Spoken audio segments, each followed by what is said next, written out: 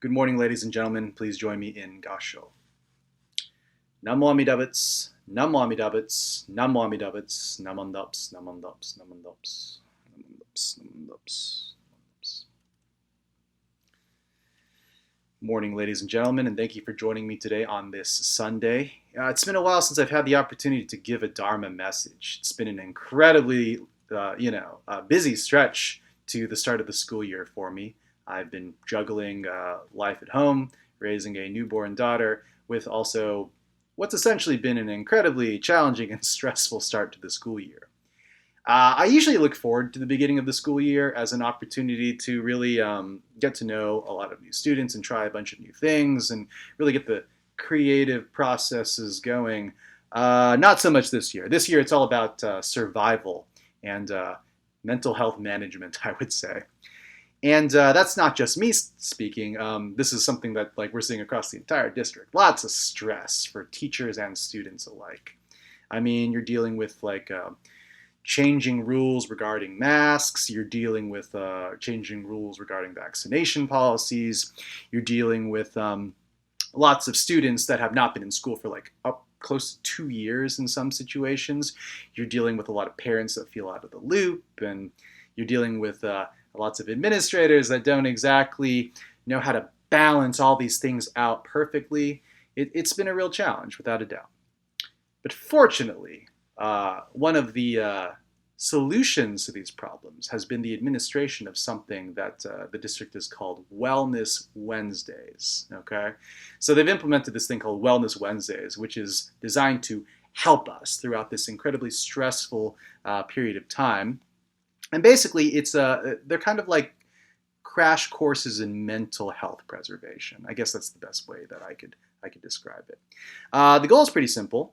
We do these classes on Wednesdays, taking a little bit of our teacher time, with the goal of focusing on ourselves so that we can be better suited to deal with the stuff that I mentioned earlier. All the little things that make life super challenging sometimes. So I'll tell you about one of these. So one of the things that we did was we went through a bunch of activities that were designed to help us achieve what was described to us as mental clarity, right? So mental clarity. And the instructor walked us through the following things: meditation,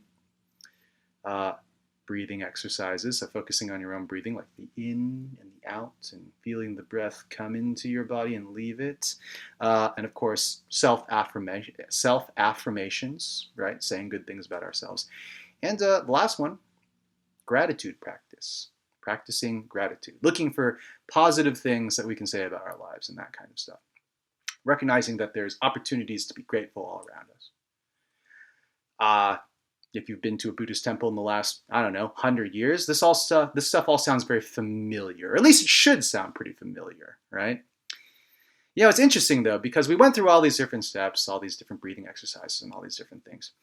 And they talked about how all of these different practices could pay huge dividends in achieving mental clarity, peace of mind, overall wellness in our daily lives so that we could, continue to go back into the classrooms and do what we do, administer standardized tests mostly. But, throughout the entire guided practice, it was interesting. There was one word that never came up once the entire time. And that word was the Buddha. Never popped up once. Essentially, and interestingly enough, what we were doing was practicing some of these Buddhist activities. We were doing Buddhist practices, but we were doing it without the Buddha, which I thought was kind of interesting. So we go through all these activities, right? We sit for the meditation, reflect on the stuff that's important in our lives. We try to let go of the little things that are kind of like sticking in the back of our mind. We take some time to measure our breathing, all the stuff that we typically do, that we often do at a Buddhist temple. And don't get me wrong, these practices help. They definitely help. They've helped me in the past with stress management. And they help individuals cope with difficult situations. And they definitely serve the purpose of coming to grips with very challenging work, whether it's the environment or the daily pressures. It's helpful in all that. But at the end of the day, at the end of our wellness session, for me anyways, the entire thing felt incredibly empty. And part of this is, A, because it's the end of a very long work day. But to me, it's really the issue is that it's kind of like empty calories. It's more what you would call, I guess, like commercial Buddhism, or a nice term that was sort of coined recently was mindfulness, right? It's not really actual Buddhism. And the reason is because these are secular teachings in a lot of ways, right? They're repackaged, they're repackaging the activities of Buddhist practice, popularizing the physical benefits, and then they're taking out all the meaning of them in a lot of ways. The teachings of Buddhism never actually emerge from these types of experiences. There's no mention of what the Buddha said, or what the Buddha did, or what we do, or what we believe, or what we practice. There's no suggestions about universal oneness. There's no hint of this idea of interconnectedness, of sunyata, of shinjin, of other power or self-power. You're just sort of doing things that make you feel better in the moment. It's the best way I can kind of put it. I mean, the act of meditation is, of course, about recognizing that we ourselves are torn 100 different ways and that our minds are not settled. It's about recognizing that truly emptying our minds of all these conflicts while still seeing the big picture is directly tied to the process of enlightenment. And it's equally important to recognize that it's not something that we can do of our own volition. Similarly, the act of gratitude practice, the thing I described earlier, is of course appreciating everything in our lives that gives us meaning. And it's also about recognizing the fleeting nature of these things so that we can appreciate them more so. And it's also the process by which we evaluate all the complicated little chances that have led our lives down the paths that they have, the interconnected web of choices and chances that have resulted in who we are, what we do. It's therefore an opportunity in life to be genuinely thankful to the circumstances of our lives, but also to the Buddha for the teachings that allow us to recognize this. And this, of course, allows us to live our lives with actual gratitude moving forward, not just like being super in love with our own circumstances, but actual gratitude for what has brought us here. And of course, and then the act of mindfulness is, of course, to recognize that our actions have efforts, that our words have meaning, specifically in the process of recognizing how truly tied together, how universally bound we all are.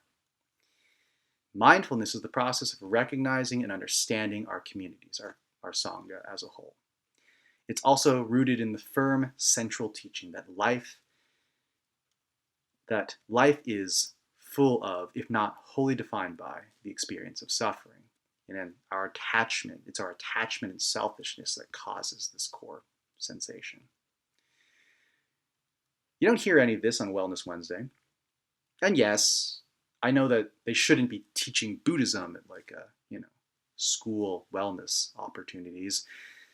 But secular Buddhism practices like these are really kind of like a repackaging of spirituality in a lot of ways.